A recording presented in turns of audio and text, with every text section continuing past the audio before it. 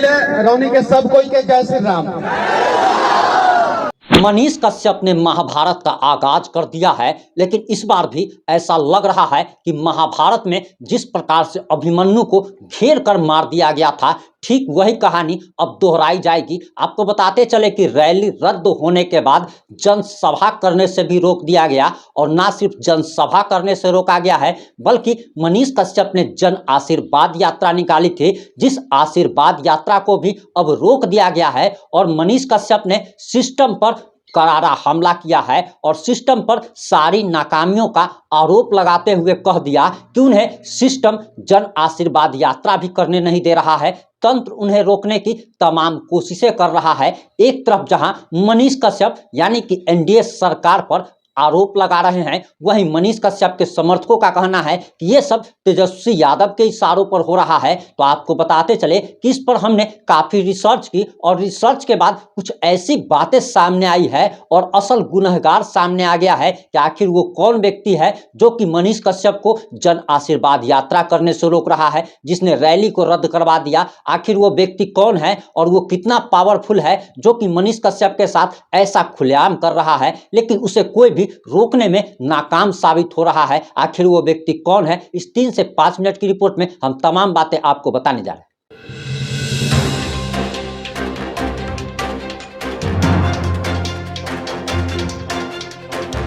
नमस्कार, मैं प्रिंस कुमार सिंह और आप देख रहे हैं पॉजिटिव इंडिया। अगर अभी तक आपने चैनल को सब्सक्राइब नहीं किया और हमारे फेसबुक पेज को फॉलो नहीं किया है तो अभी कर लीजिए, और जो लोग ऑलरेडी कर चुके हैं उन तमाम लोग को सही हृदय धन्यवाद। अब वापस आते हैं अपनी खबर पर। दरअसल आपको जानकारी देते चले कि मनीष कश्यप ने अपने फेसबुक पोस्ट पर एक पोस्ट लिखा है, और दरअसल वो कहते हैं कि आखिर मनीष कश्यप को तंत्र के द्वारा जगह जगह रोकने का प्रयास क्यों किया जा रहा है। ये मनीष कश्यप के ऑफिशियल पेज से ये बयान दिया गया है। वहीं दूसरा पोस्ट जो आपको दिख रहा होगा, ये भी मनीष कश्यप का ऑफिशियल पेज है, और इस पेज से लिखा जा रहा है कि आज फिर रोक दिया गया, मुझे जनसभा के लिए आदेश नहीं मिल रहा है, और अब तो जनसंपर्क के लिए भी रोक दिया गया है। भगवान शिव का ऐतिहासिक बैकुंठ धाम मंदिर में भगवान शिव का आशीर्वाद लिया, और वे नरकटिया बाजार में अभिभावक रूपी जनता से मुलाकात किया। आगे घोड़ा सहन, आदापुर, दुबहा, छौड़ादानो आदि जगहों पर नहीं जा पाया, इसके लिए माफ़ी चाहता हूं,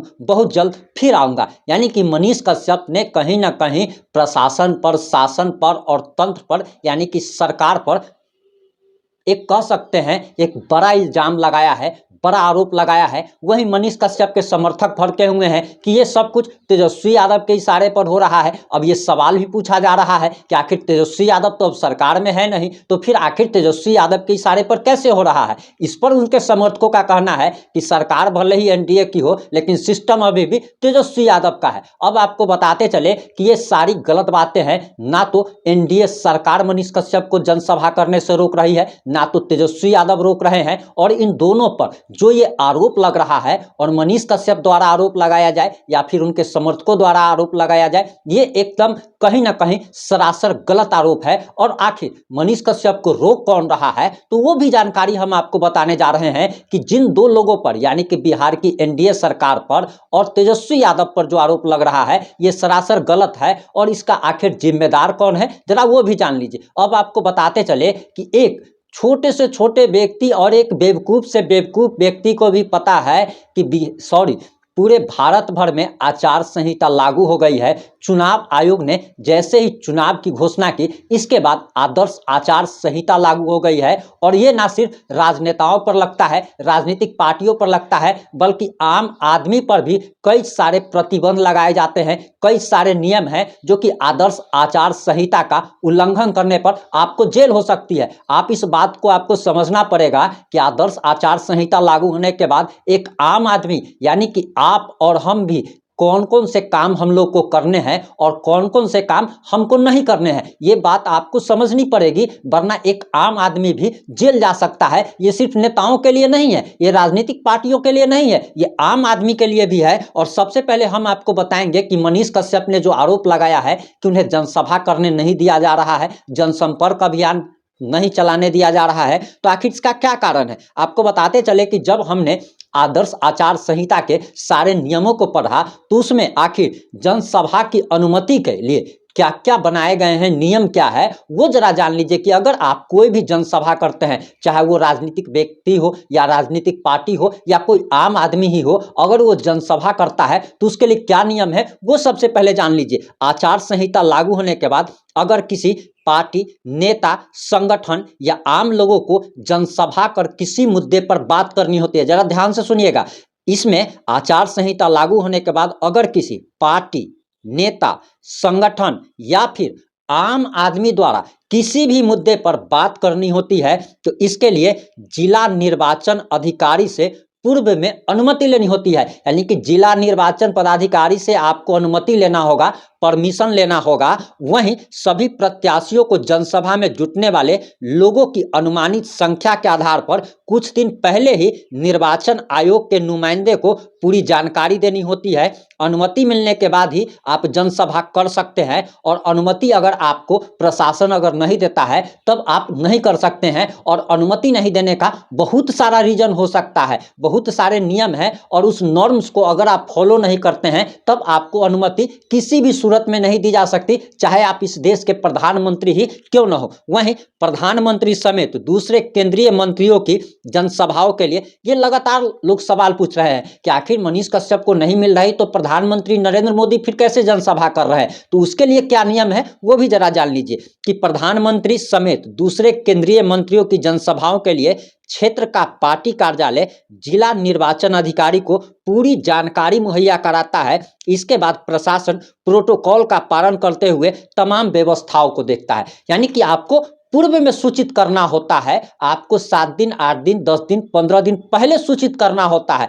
अब यहाँ पर क्या झमेला है उस बात को समझिए। मनीष कश्यप की एक क्या है, इसको आप अच्छी आदत कह लीजिए, गंदी आदत कह लीजिए कि ये कोई भी काम जो करते हैं बड़ी हड़बड़ाहट में करते हैं। ऐसा लगता है कि ये काफ़ी जल्दी में है और काफ़ी जल्दी जाना चाहते हैं और उसी के लिए इनका कोई भी प्रोग्राम जो बनता है वो मात्र 24 घंटे पहले बनता है। यानी कि भोज के समय में ये कोहरा रोपने जाते हैं और ऐसा एकदम ये सही कहावत हम कह रहे हैं आपको कि भोज के समय में ये कोहरा रोपने जाते हैं। आप लोग को याद होगा कि यूट्यूबर सम्मान समारोह इन्होंने आयोजित किया था, बेतिया में आयोजित किया था। उसके लिए एक दिन पहले इन्होंने फेसबुक पर लाइव आकर के बताया। अब जरा सोचिए कि एक दिन पहले, 24 घंटे पहले आप बता रहे हैं, जो व्यक्ति झारखंड में रह रहा है, जो व्यक्ति यूपी में रह रहा है, जो व्यक्ति दिल्ली से आपका प्रशंसक है, अगर वो आना चाहेगा तो उसको तो ट्रेन में ही भैया 24 घंटा, 18 घंटा, 36 घंटा लग जाएगा, तो वो कैसे पहुंच पाएगा। यानी कि आपको कहीं ना कहीं 7 दिन पहले सूचना देनी चाहिए थी। अगर इसी रैली की अगर बात की जाए तो आप ये बात जान लीजिए कि 19 मार्च को रैली होने वाली थी और ये लोग जो है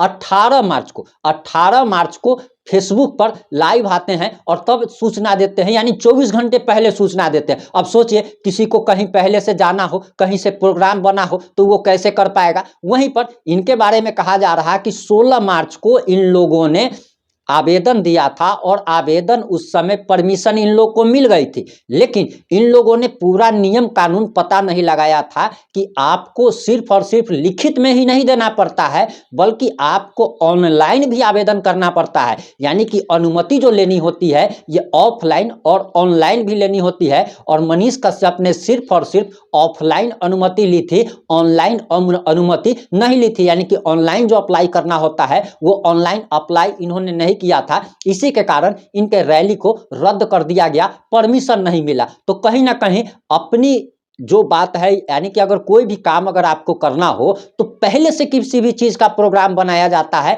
ना कि भोज के समय कोहरा रोपा जाता है। वहीं आपको जानकारी देते चले कि दरअसल आदर्श आचार संहिता में बहुत सारे ऐसे नियम हैं जो कि आपको जानना बेहद ही ज़्यादा जरूरी है। चाहे आप आम आदमी ही क्यों ना हो, अगर आम आदमी भी कोई गलती करेगा तो उस पर भी केस हो सकता है, उसको भी जेल जाना पड़ सकता है। आपको बताते चले कि दरअसल अधिसूचना जारी होते ही चुनाव आयोग का मॉडल कोड ऑफ कंडक्ट यानी कि आदर्श आचार संहिता लागू हो गया है। इसके तहत देश भर में अभियान चलाकर सियासी दलों के होर्डिंग, बैनर, पोस्टर उतारे जा रहे हैं। यानी कि कहीं पर भी अगर बिहार में ही आप रह रहे हैं और मुख्यमंत्री नीतीश कुमार का ही कोई अगर होर्डिंग अगर लगा हुआ है तो उसको भी उखाड़ा जा रहा है। यानी कि यहाँ पर सीएम पीएम की भी कोई हैसियत नहीं है।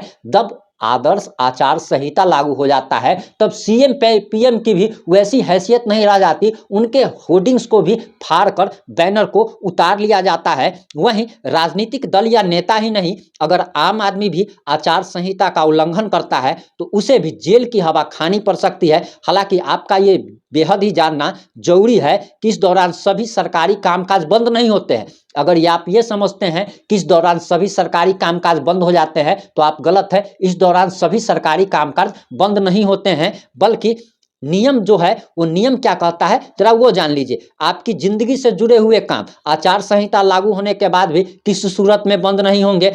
आदर्श आचार संहिता लागू होने के बाद आप क्या कर सकते हैं और क्या नहीं कर सकते हैं उसे जरा जान लीजिए। आदर्श आचार संहिता लागू होने के बाद आप अपनी पेंशन बनवाने के लिए सरकारी कार्यालय जा सकते हैं, कोई भी अधिकारी इसके लिए आपको मना नहीं कर सकता। वहीं आधार कार्ड, जाति प्रमाण पत्र, पानी, साफ सफाई से जुड़े काम काज के लिए आप जा सकते हैं और आपका काम सरकारी अधिकारी करेंगे भी। वहीं आप इलाज के लिए आर्थिक सहयोग लेने के लिए भी पूरी तरीके से स्वतंत्र है। प्रशासन को सड़क की मरम्मती का काम जारी रखना होगा। इसके अलावा किसी भी चालू परियोजना पर रोक नहीं लगेगी। वहीं आदर्श आचार संहिता का बहाना बनाकर कोई भी अधिकारी आपके जरूरी काम को टाल नहीं सकता है। हालांकि इसके लिए नए आवेदन नहीं लिए जाएंगे, यानी कि आपने पहले से अगर किसी काम के लिए आवेदन कर रखा है तो आपका काम रुकेगा नहीं, लेकिन नए काम के लिए आवेदन इस दौरान नहीं लिए जाएंगे। वहीं आपको बताते चले कि चुनाव की तारीखों का ऐलान होने और आचार संहिता लागू होने के बाद कोई भी नेता या अधिकारी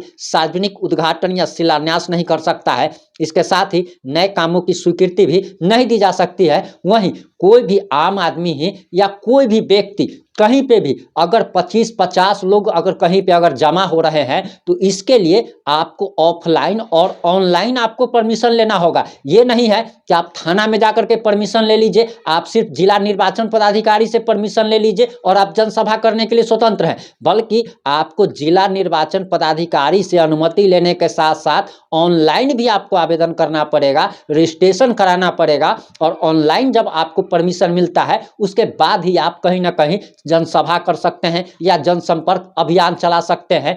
इस मुद्दे पर आपकी क्या राय है, आपकी क्या प्रतिक्रिया है, अपनी प्रतिक्रिया देना ना भूलें। जुड़े रहे हमारे साथ। जय हिंद, जय भारत।